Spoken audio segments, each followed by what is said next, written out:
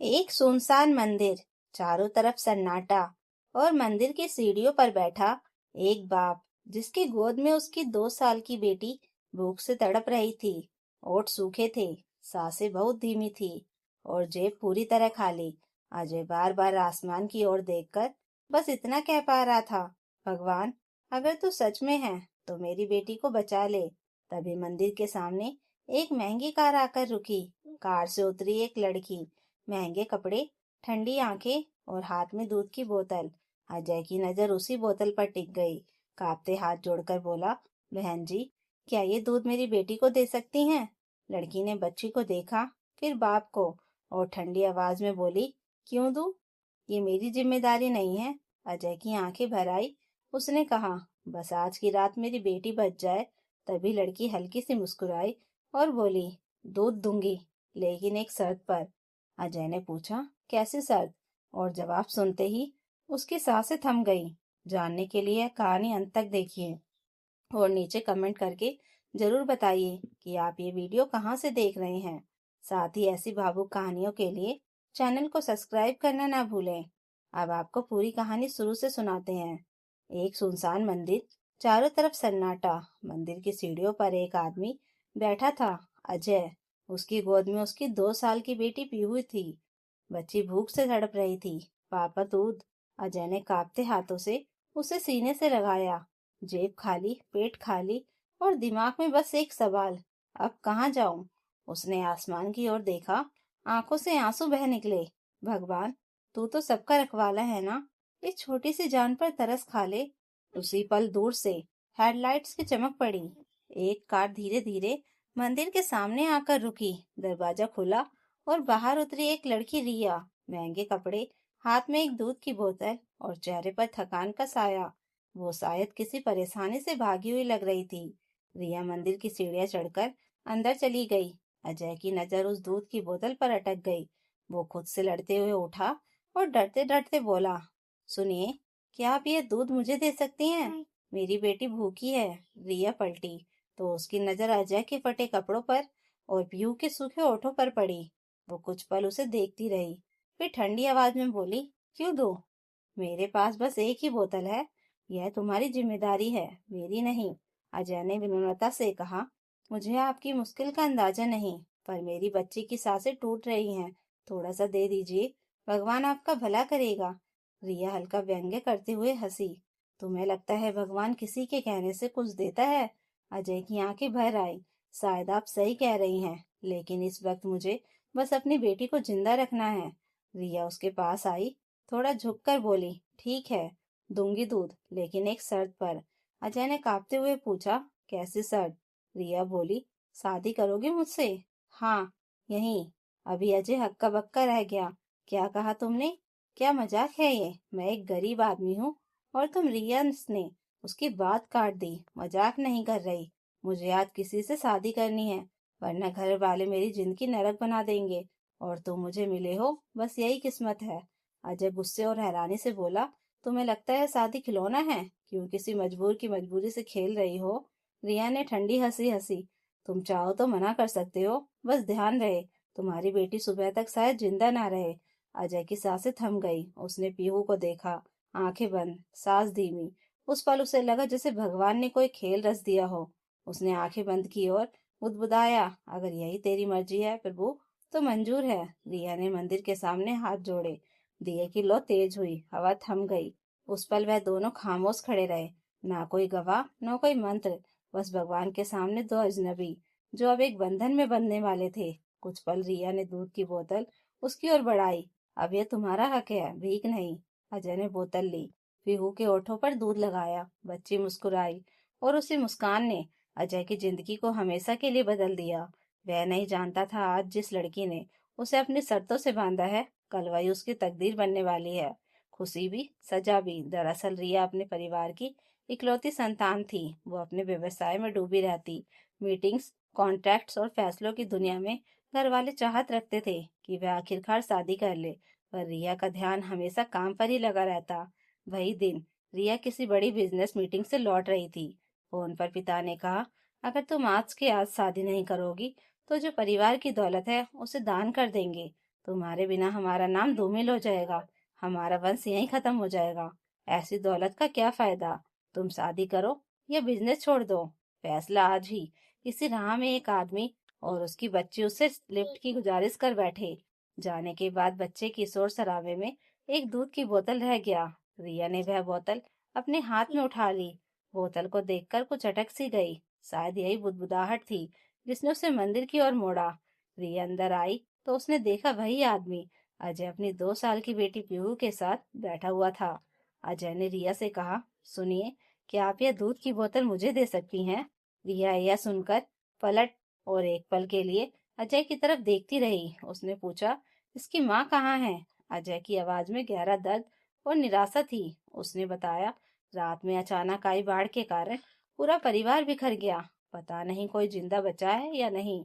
वह रुका और फिर आगे वो कहा, बाढ़ में हम दोनों भी बह चुके थे, किसी तरह जिंदा बचे और अब इस सुनसान इलाके में फंस चुके हैं। अजय ने कांपते हाथों से पीहू के होठों पर दूध लगाया। जैसे ही बच्ची मुस्कुराई, रिया की आंखों में कुछ पल के लिए अजीब सी शांति उतर आई। लेकिन अगले ही पल उसने खुद को संभाल लिया।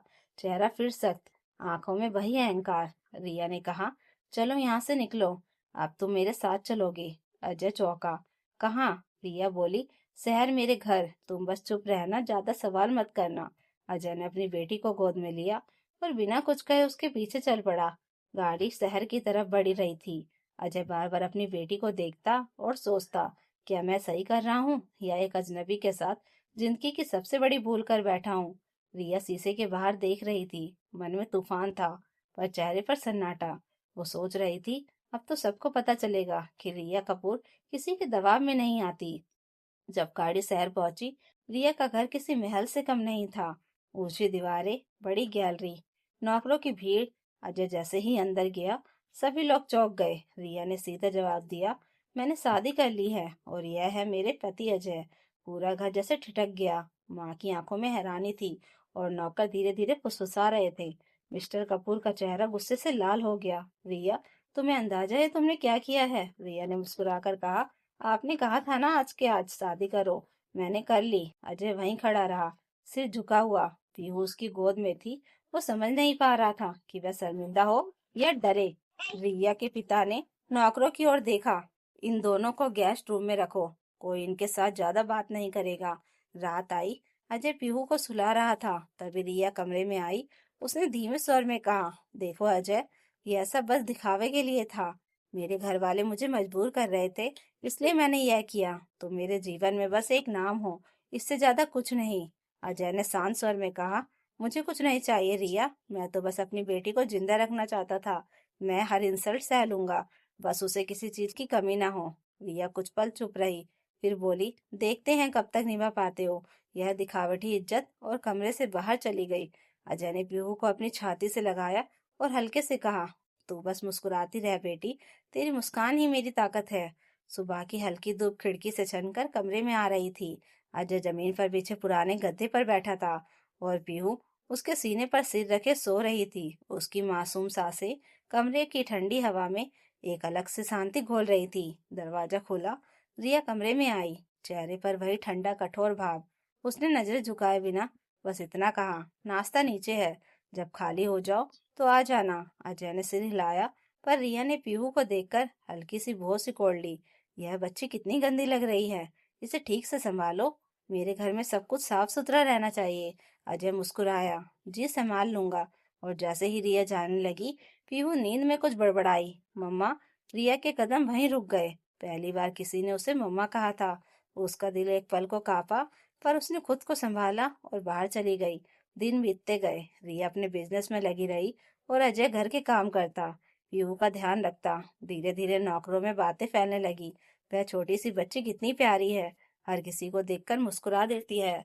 रिया इन बातों को नजरअंदाज करती रही, पर जब भी वह देखती कि पीहू अजय की उंगली पकड़कर चल रही है या उसकी नाक पकड़कर हंस रही है, तो उसके अंदर कुछ टूट सा जाता था।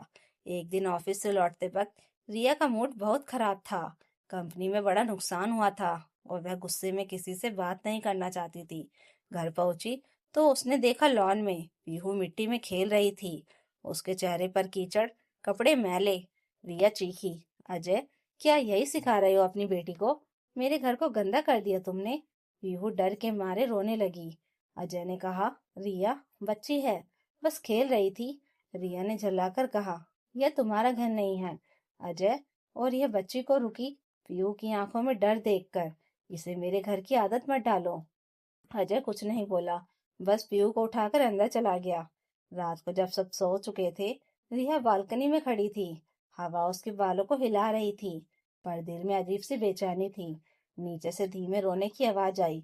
वह झांक कर देखती है तो अजय अपनी गोद में पीहू को लिए बैठा है और धीरे धीरे उसे चुप करा रहा है। दो रो मत बिटिया, कल फिर खेलना। पर धीरे से रिया के दिल में कुछ पिघला। पहली बार उसने महसूस किया कि अजय की गरीबी में भी कितना अपनापन था और उसकी अपनी दौलत में कितना खालीपन। अगले दिन सुबह जब रिया नीचे आई तो देखा पीहू ने उसके लिए दूध का गिलास रखा है और बोली, मम्मा गुड मॉर्निंग। रिया चौंकी।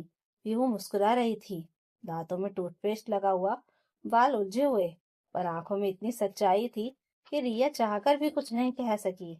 बस उसने हल्के से मुस्कुराकर कहा, गुड मॉर्निंग। उस पर अजय चुपचाप दरवाजे के पास खड़ा सब देख रहा था। रिया और पीहू की मुस्कान देखकर उसके होठों पर भी शांति भरी मुस्कान आ गई। उसे लगा शायद अब यह घर सिर्फ दीवारों का नहीं, एक रिश्ते का घर बनने लगा है। दिन बीतते गए। रिया की जिंदगी, जो अब तक सिर्फ काम, मीटिंग्स और सेल्फ रिस्पेक्ट के इर्द गिर्द घूमती थी, धीरे धीरे उसमें एक नन्हा सा चेहरा जगह बनाने लगा। पीहू वो मासूम सी हंसी, वो छोटे छोटे हाथों से रिया की साड़ी खींचना, वो मम्मा देखो कहते हुए कूदना, धीरे धीरे रिया के दिल की दीवारों को दरकाने लगा। एक सुबह रिया किचन में खड़ी कॉफी बना रही थी। पीहू आकर बोली, मम्मा आज मैं आपको कॉफी बना कर दूं? रिया मुस्कुराई। तुम्हें आती है? पीहू ने मासूमियत से कहा। पापा कहते हैं कोशिश करने से सब आता है। रिया एक पल के लिए रुक गई। पापा उस शब्द में जैसे एक मिठास थी जो पहले उसे चुभती थी, अब सुनकर मन को सुकून मिलने लगा था। पीहू ने गिलास में दूध डाला, कॉफी गिरा दी, पूरा स्लैब गंदा हो गया। रिया गुस्सा करने वाली थी, पर पीहू के चेहरे पर डर देखकर उसने खुद को रोक लिया। धीरे से बोली, कोई बात नहीं, आओ साथ में साफ करते हैं। पीहू ने खिलखिलाकर कहा, मम्मा आप तो बिल्कुल परी जैसी हो। रिया की आंखें भर आई। उस दिन के बाद रिया अक्सर घर जल्दी लौटने लगी। कभी पीहू को कहानियां सुनाती, कभी उसके बालों में तेल लगाती। अजय दूर से यह सब देखता और हर बार उसकी आंखों में कृतज्ञता झलकती। वह रिया से कुछ नहीं कहता, पर उसकी हर मुस्कान में शुक्रिया छिपा होता। एक रात घर में हल्की बारिश हो रही थी, बिजली चली गई थी। रिया बालकनी में बैठी थी और पीहू उसकी गोद में सो रही थी। अजय धीरे से आया और बोला, रिया धन्यवाद। रिया ने हैरान होकर पूछा, किस बात का? उसकी माँ बनने के लिए। अजय की आवाज कांप रही थी। रिया कुछ पल खामोश रही, फिर धीरे से बोली, पता है अजय, जब मैंने उस मंदिर में तुमसे शादी की थी, मैंने सोचा था मैं बस अपने परिवार को सबक सिखा रही हूँ, लेकिन शायद भगवान मुझे सबक सिखाना चाहते थे। अजय ने उसकी तरफ देखा। उसकी आंखों में पहली बार प्यार नहीं, सम्मान था। रिया ने पीहू के बालों को सहलाते हुए कहा, अब यह सिर्फ तुम्हारी नहीं, मेरी भी बेटी है। अजय मुस्कुराया। वह तो उस दिन से तुम्हारी थी, जिस दिन उसने पहली बार तुम्हें मम्मा कहा था। बारिश की बूंदें खिड़की से अंदर आ रही थी। कमरे में पीहू की नींद भरी सांसें गूंज रही थी और उन तानों के बीच एक अटूट रिश्ता बन चुका था। रिया का दिल अब पत्थर नहीं रहा, वह ममता से भर गया था। जिसे कभी उसने कमजोरी कहा था, अब वही उसकी सबसे बड़ी ताकत बन चुकी थी। तो दोस्तों, अगर आपको यह कहानी अच्छी लगी हो तो कमेंट करके जरूर बताइएगा और नई कहानियों के लिए चैनल को सब्सक्राइब जरूर कर लीजिएगा। Thank you for watching.